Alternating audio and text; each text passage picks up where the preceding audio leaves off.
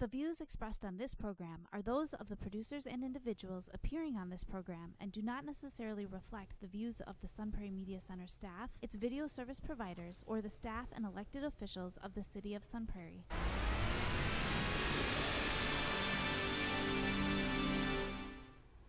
Hello and welcome to Real Reviews. My name is Jameson Rabbit, and once again, look at this, I'm joined by my old buddy, Jeff Robbins. Thanks for being back on the show. We're old buddies? Man. Yeah, of course. Hey, Wow. You've been here like 4 times Interesting. now. I didn't know. Look, Yeah. there's my name on the TV. Look, you've got your own lower third. You're bona fide now. How many shows have you done now with this new close seating arrangement?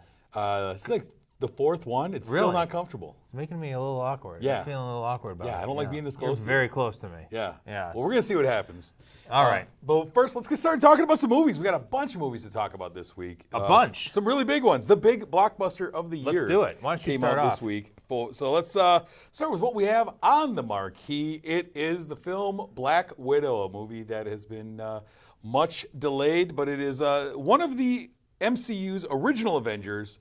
Black Widow, Natasha Romanoff, of course, played by Scarlett Johansson, finally getting her own tale. It's a bit of an origin story for her, but it's also kind of a separate adventure and ultimately kind of a genesis story for some other characters going forward. No, spoiler alerts, we all saw how it possibly ended for Black Widow already, but here is the film that we kind of get to see what led to that. The film takes place after the events of Captain America Civil War, where it seemed the Avengers had been broken and everyone had gone their own ways. And in this film, first we see a young Natasha in Ohio with her sisters and her parents. We see her life get turned upside down as her parents turn out to be Russian agents, and she and her sister Yelena are put through very extreme things as they were thrown into a program for wayward young girls that are brainwashed to become widows. But we'll get to that. It jumps into, I guess, more of the modern era after the events of Civil War. Natasha, at this point, is a fugitive because of the Sokovia Accord with the government chasing after her. She's trying to hide out. And she accidentally comes in contact with this superpowered individual called the Taskmaster. And she also comes in contact with this these mysterious vials that she doesn't understand why this person is so adamant on getting. Are you sticking with me so far? I gave you the 2 hard movies to explain. Yeah, you know it. Yeah. Meanwhile, her long-lost sister, Yelena, played by Florence Pugh, is a widow agent who comes in contact with this gas that releases the brainwashing spell on her. And Natasha and Yelena reunite after a bit of a little tussle first. They realize we both want to go after the bad guy in this movie, Dreykov, played by Ray Winstone, and take down the Red Room, who's responsible for kidnapping and brainwashing all of these young girls. And the movie kind of becomes this steady mission towards that end. Eventually, their parents come back into play. David Harbour plays Alexei, a.k.a. the Red Guardian, a guy who fancies himself the Russian equal to Captain America. Yes, he does. I have that in my notes. Their mother figure, Melina, played by Rachel Weisz, who has her own interesting story of where she's been and what she's been up to since we saw her much long ago. But the movie kind of has a lot of sibling rivalry between the sisters and a lot of some superhero action. What are your thoughts on Black Widow? Wow, that was a lot of exposition that you laid out. Well, I like to tell the movie, you know. But you didn't spoil anything. No. So that was impressive. Never spoil. I see. You said there at the very end, you said some superhero action. Yeah. I believe, if I'm not mistaken, that Black Widow is the first Marvel Cinematic Universe film to center around a character that actually doesn't have any superpowers. Correct. She is just very well trained. Very well trained. And we see how, yeah. So there's a lot of really cool action in this film, of course, which, as you would expect. But the fact that I found some of it more interesting because it wasn't the character wasn't somebody with superpowers, but I also thought that made the action sequences a little more unbelievable. Okay. Yeah. I mean, they're I mean, falling out of survive a they're lot of falling out of things. airplanes. Yeah. They're doing all this. It is true. Like Yeah. they're doing Captain America stuff, only like they shouldn't be able to bounce back from that. Yeah, if you've got Iron Man or Captain America, you can say, well, of course, they can survive that. But Yeah. this is just a very highly trained former Russian spy. So, but I really enjoyed Scarlett Johansson. I really liked Florence Pugh. I love her. Yeah, they were both fantastic. David Harbour was great. He provided some of the comic relief. Yeah. Gained a lot of weight for this role. Yeah, he Put does out- that a lot. He'll go up and down all over the place. Yeah. I thought, and I really, I would have liked to have seen more of the, you mentioned the scene where they sort of go and visit the mother on the farm where she's, I don't know if she's hiding out or she's just conducting some Yeah, experiments. she's kind of laying low a little bit. She's got a lot of pigs. Yeah, she does. I really enjoyed that scene. I really enjoyed that kind of that pseudo-family dynamic that they Yeah. had. I would have liked to have seen maybe a little bit more of that because I really enjoyed the mother and father characters.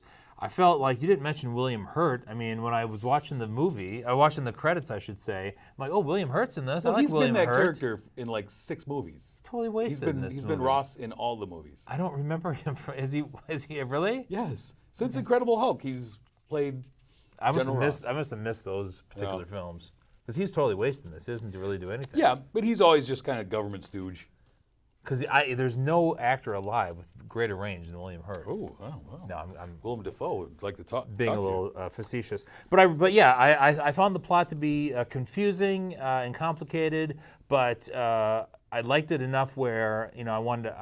After it was over, I sat down with myself. I looked at myself in the mirror. I thought about the plot. I kind of sorted it out, and I said, yeah, I think that kind of makes sense. I enjoy that it's a smaller, more personal story than your huge Avengers stories. Yeah. In this world of over-the-top superhero stories and everything that would lead after this into the major Avenger films. I like that this is kind of a nice change, and it also. But it's not a quiet film. No, but it's a more not My Dinner personal with story, right? And it Yeah. kind of deals with her.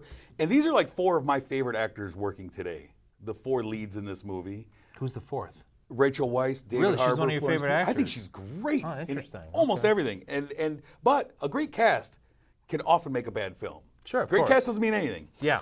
I really enjoyed them, and I also think that it's a tall task to make people care about a character that you've already seen their demise.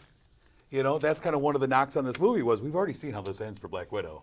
How am I supposed to care in it? We already mourned for her, but I like that I think with her character, she died before she got her the screen obviously, time right, that we needed. exactly. Yeah. So yeah, that didn't bother me. I like being able to see that the character of Natasha Romanoff be able to avenge her past, and it makes her sacrifice later on that much more meaningful to me and makes sense to me because now I understand her more as a character and why she would do what she does later on because of what she went through in this movie with family and all this stuff. I think it made me want to see more of Florence Pugh, and I think She's great. I think we're going to get that. She's been great in every movie I've seen her in. Specifically, especially Midsommar a couple years ago. She was incredible in that. But I think I've only seen her in Little Women. and I thought she kind of channeled her character of Amy from Little Women in this as the little sister who just doesn't want to be looked at as the little sister. A little bit. Kind of Yeah. channeled a little that. But some 3 great female leads in this movie, and a lot of things I think that are going to tie in. I don't want to spoil anything, but a lot of things are going to tie into the Disney Plus Marvel television universe and what we're getting later this summer. With the Falcon and the Winter Soldier. Well, we have some ties into that, and then I don't want to go into what happened after the credits, but it's going to tie into what we have coming up soon. Okay, don't go into that. But yeah, I'm really interested in it. But ultimately, what did you end up giving Black Widow? I believe I gave Black Widow a solid 3.5 eyebrows. Ah, look at that. There you go. Hey, just keep that number up there because I also gave it 3.5 stars. Wow, and we didn't know that ahead of time. Never do. Interesting. Fun movie. Go check it out. It's well worth your time, and it is. It's good to see a Marvel movie. Yeah, you want to see this on the big screen. Absolutely. You don't want to see this on Disney Plus. Nope. I don't think. Moving on, sir. What do you have to talk about? Well, I think I've got another film on the marquee, if I've been led to believe correctly. This one's called Summer of Soul, and this is a documentary that examines the 1969 Harlem Cultural Festival that took place over 6 weeks in the summer of 1969, also known, I think retroactively, known as the Black Woodstock, because it happened the same summer as as Woodstock. And this was an interesting situation here for this film because 40 hours of footage was recorded at this festival over the 6 weeks. It was a highly attended festival. There were about 50,000 people gathered in a park in Harlem for 6 weeks, so a total of 300,000 people is what they claimed saw this event live.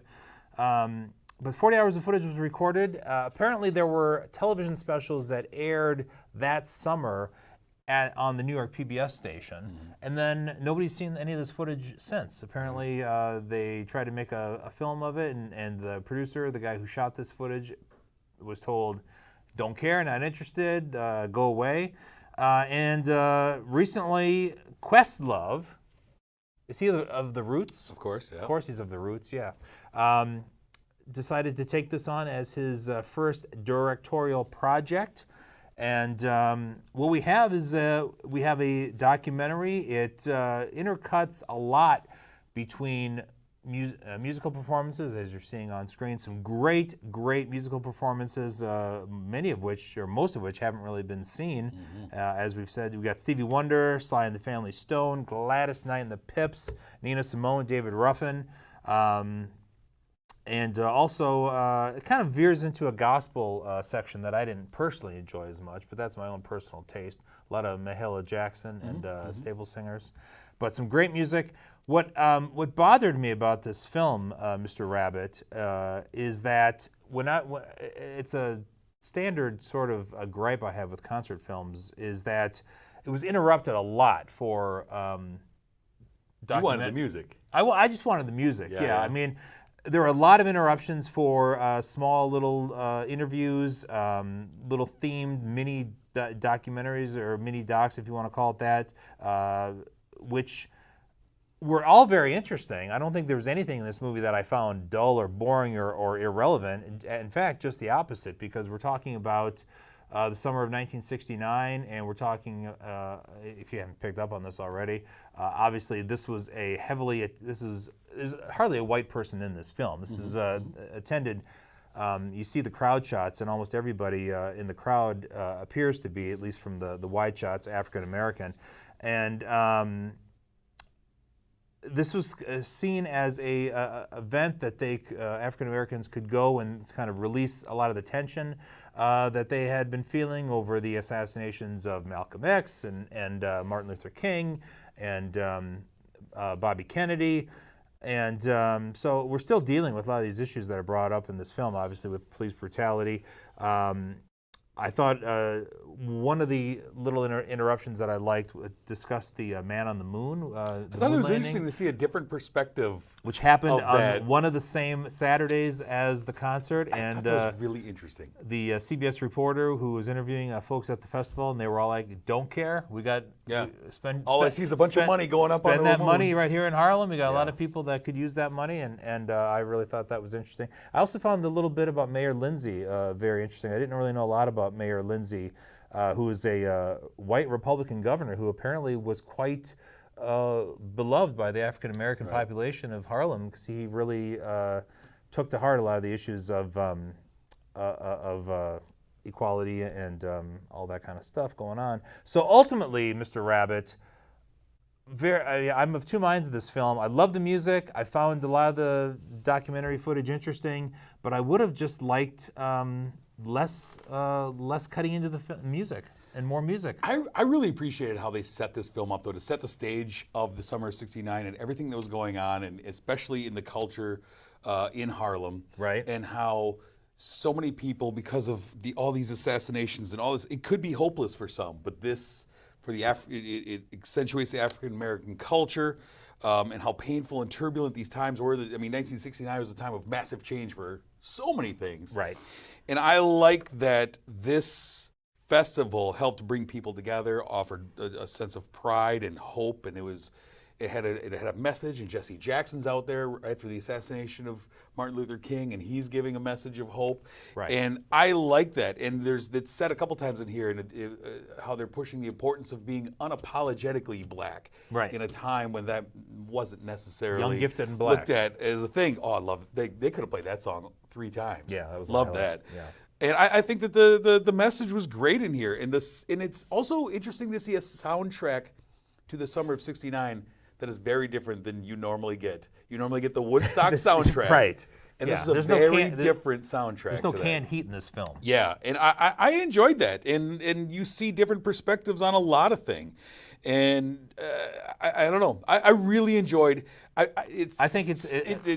was really amazed that this is something that almost everyone I've talked to had never heard of this Harlem Cultural Festival. How this slipped through the cracks for so many people that even Questlove himself didn't know about this. He didn't believe there was actual footage, and there's nothing that actually exists until they he talked got to a guy in the film who almost forgot that it had even happened, and he was there. And he was there. He was like, "Thank you for bringing back these memories." It's amazing that this was all brought back to light. And the footage looks astounding. I mean, it does. It's great looking footage. Yeah. It doesn't look like it was shot, with a super 16 millimeter camera. I mean, it looks really good.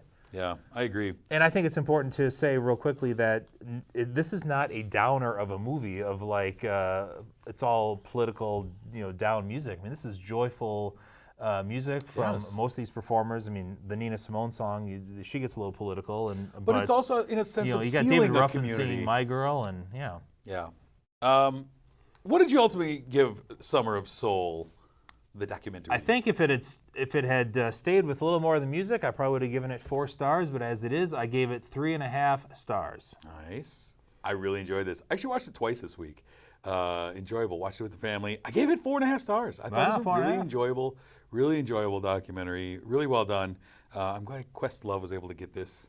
Oh, it's worth seeing for sure. Yes, and so it's playing in theaters, but it's also available on Hulu for you if that is easier for you too. It actually dropped a 0.5 point for me because it had Willie Tyler and Lester in it. I do not. I told my wife, I said, I just don't like ventriloquists. Either do I. Yeah, not a thing. Anyways, let's move on to our streaming spotlight this week. We go to a film called No Sudden Move. It is the newest film from director Steven Soderbergh.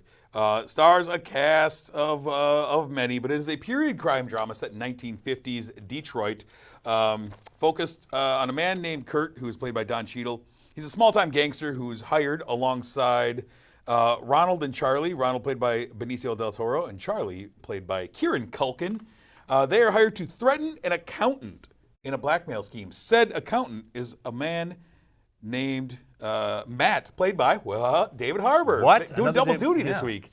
But he is an accountant, and they've been hired to threaten him in a blackmail scheme. They hold his family hostage and force him to go to his office, retrieve a document from his boss's safe. Seems simple enough, but things like this rarely are that simple. The document isn't there, so Matt panics. He brings back some fakes.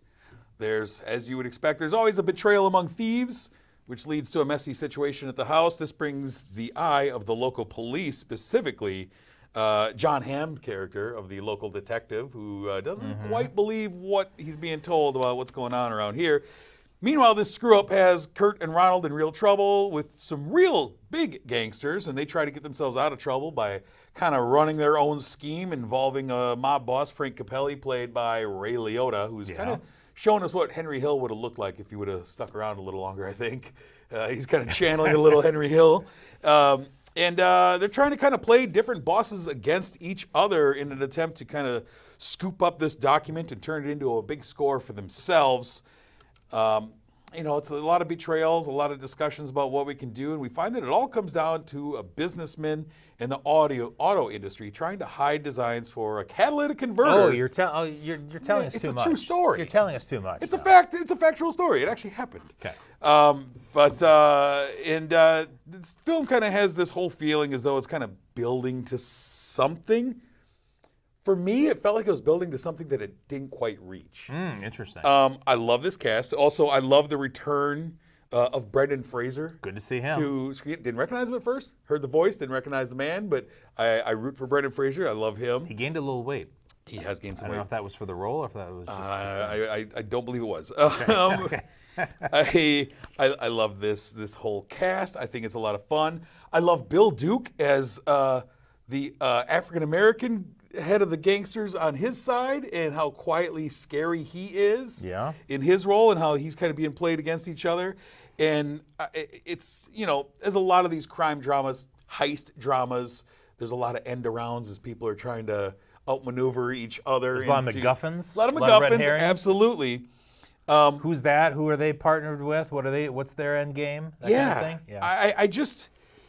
I feel like Steven Soderbergh, as a director, especially lately, has been a guy who a lot of times just tries to get too cute in his movies. And he makes a lot of his movies more about him than about the movie. Okay. And one of the things in this movie felt like it was definitely a choice on his part, and it infuriated me through the entire movie. And that was his use of this fisheye lens. Yes. In every I have that written medium down. shot, he used a fisheye lens, so characters that are standing in the edge are super skinny. Looks like you're looking through a keyhole. Through a peephole. Yeah, right. And it wasn't just one time. I'm watching it, Right. go, well, that was weird. And then it was every time there was a medium shot of several people in a room or something, it's completely bowed out, and guys are in different perspectives.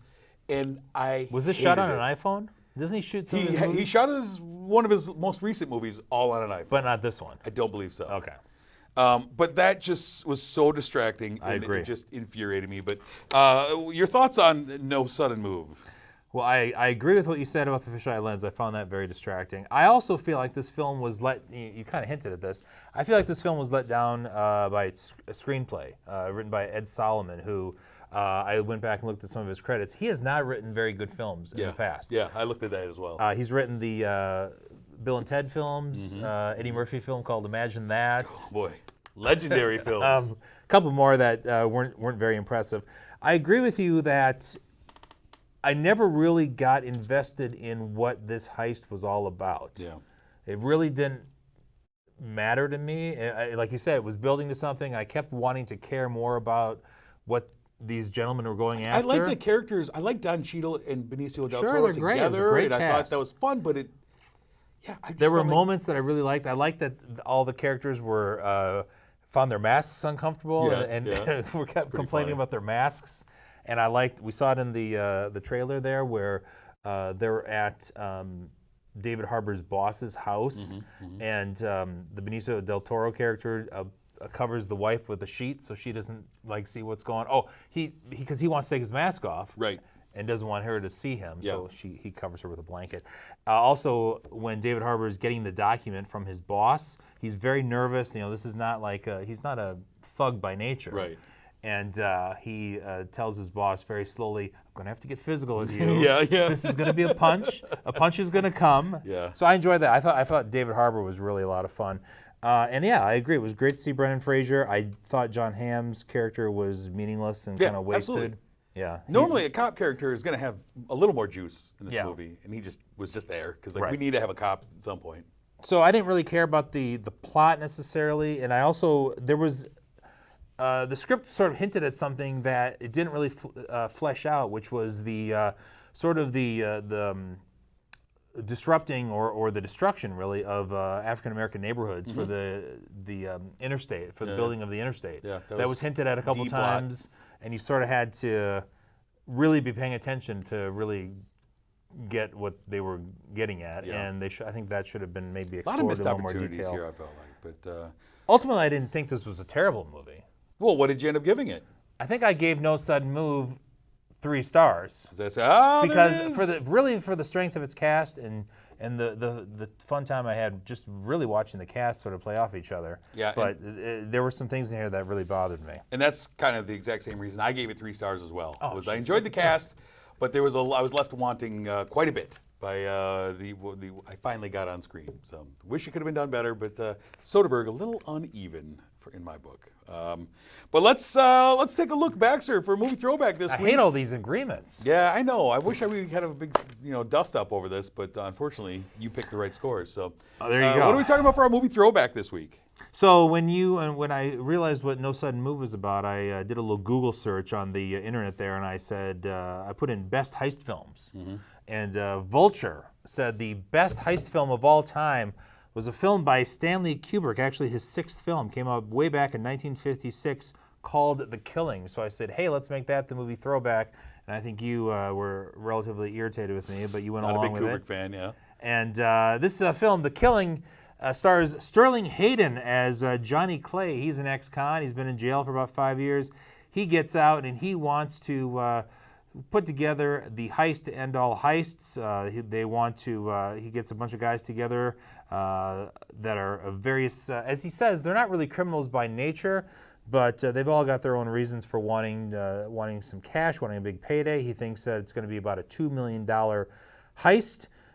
He's got one partner. He's trying to please his cheating wife, who thinks he's sort of a wimp. He's got a cop, a kind of a crooked cop, who's in debt to somebody that we don't really know much about that.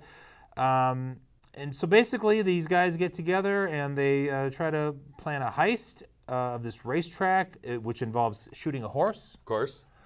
Involves a little dust up there at the track. Bunch of distractions. Ultimately, the heist works, right, but not all. It doesn't all end well. And there's a great scene at the end that I wasn't expecting at the airport. And I'm not going to give that away in case anybody wants to check this out. This is available on your Criterion Collection, which is where I saw it. I think it's also on Amazon. Yes, it was on Amazon. Yeah. Amazon Prime.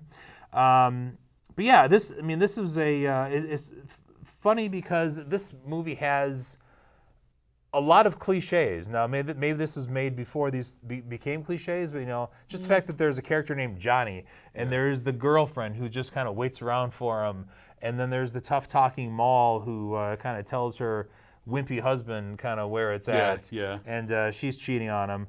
But I really enjoyed the script. I thought that their narration that was put in was really fun. Unlike the other No Sun Mu that we just talked about, I thought that I did care about what was happening. I mean, $2 million in 1956, a lot of money. I was interested in these characters. It's a very fast-moving film. It's only 84 minutes long, and I enjoyed it. I enjoyed the killing. Yeah, I thought it was pretty good. I love noir crime dramas. Yeah.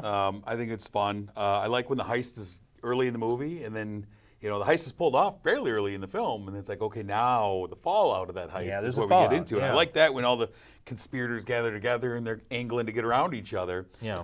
And you watch this movie, and I mean, you see the direct line that goes from this to the influence that this film had on Quentin Tarantino. Yeah. I mean, he wrote Reservoir Dogs directly after watching this. Yeah.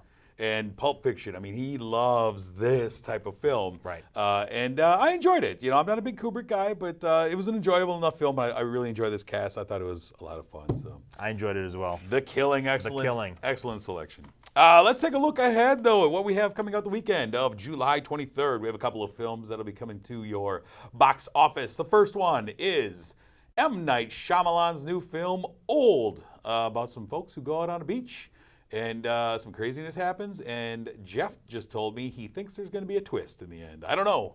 It's M. Night Shyamalan. We'll see. And then the trailer looks good. I mean, it does look good, and it has a young actress who I really enjoy, Thomasin McKenzie, stars as one of the daughters. I think she's a really up and coming, really interesting young actress.